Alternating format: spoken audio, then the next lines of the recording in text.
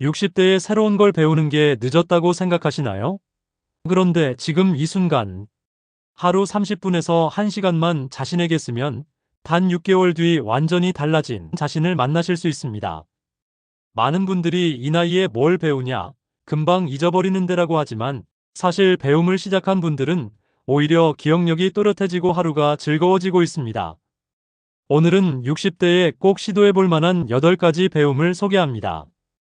각각 어떻게 시작해야 하는지, 하루 30분에서 1시간을 어떻게 채워야 하는지, 장점과 단점, 어울리는 성향, 그리고 실제 사례까지 말씀드리겠습니다.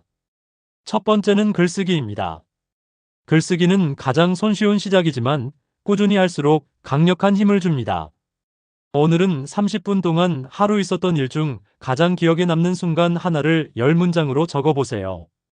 2주 동안은 하루 30분, 일주일에 2편은 600자 에세이를 작성해보는 겁니다.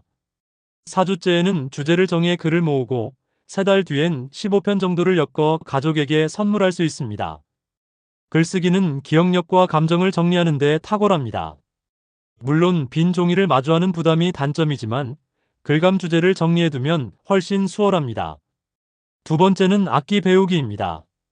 하루 30분, 일주일에 5일 연습을 목표로 하세요. 오늘은 기본 코드 3개를 잡아보고 30분 동안 반복해 보시는 겁니다. 2주 뒤엔 동요 한 곡을 연주할 수 있고 4주째엔 2~3곡 레퍼토리를 확보하게 됩니다. 3달째엔 지인 모임에서 직접 연주하는 자신을 만나실 수 있습니다.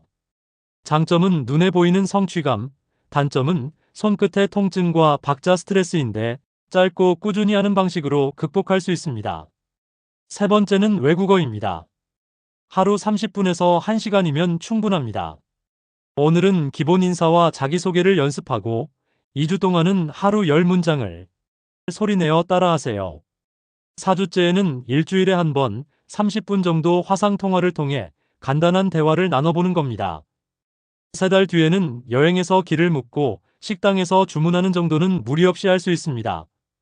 장점은 새로운 문화 접근, 단점은 금방 잊는다는 불안감이지만 매일 짧은 대화를 소리내어 말하는 습관이 가장 확실한 방법입니다.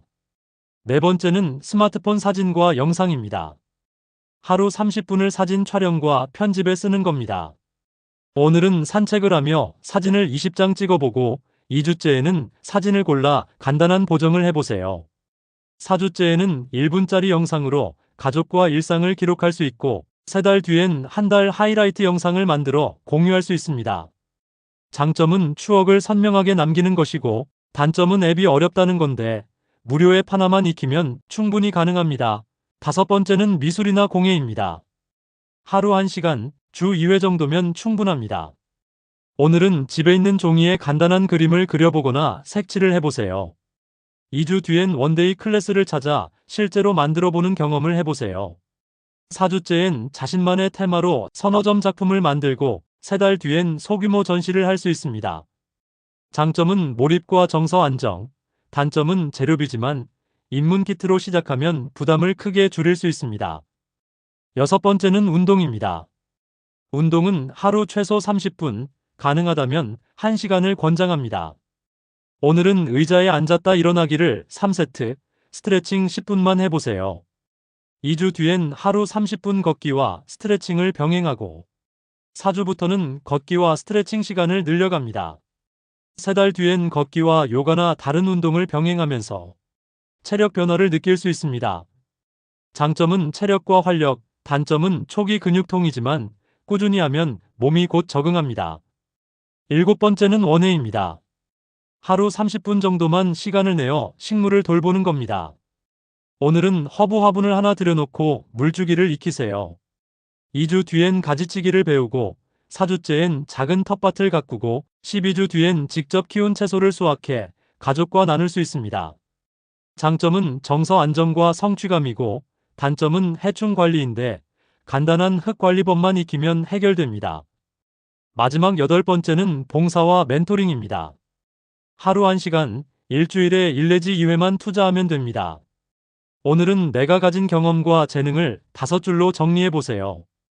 2주 뒤엔 복지관이나 도서관에 문의해보고 4주째엔 월 1회 정기 봉사에 참여하세요. 3달 뒤엔 멘토링 노트를 작성하며 자신이 나눈 경험을 기록할 수 있습니다. 장점은 사회적 연결과 자존감입니다. 단점은 일정 피로감이지만 무리하지 않고 월 1회로 시작하면 충분합니다. 혹시 여전히 시간이 없다, 혼자라서 겁난다고 생각하시나요? 그런데 하루 30분에서 1시간은 누구에게나 만들 수 있는 시간입니다. 잊어버리면 다시 하면 됩니다. 그리고 혼자 시작하더라도 곧 비슷한 초보자들을 만나게 됩니다.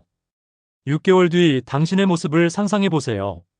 첫 달엔 다양한 체험을 하고, 두 번째 달엔 하나를 골라 집중하고, 세 번째 달엔 첫 결과물을 만들고, 네 번째 달엔 가족과 나누고, 다섯 번째 달엔 동호회나 모임에 참여하고, 여섯 번째 달엔 작은 전시나 발표로 자신을 표현하게 됩니다. 오늘의 과제는 간단합니다. 8가지 중 하나를 골라 하루 30분에서 1시간을 투자해 보세요. 꾸준함이 쌓이면 반드시 삶이 달라집니다.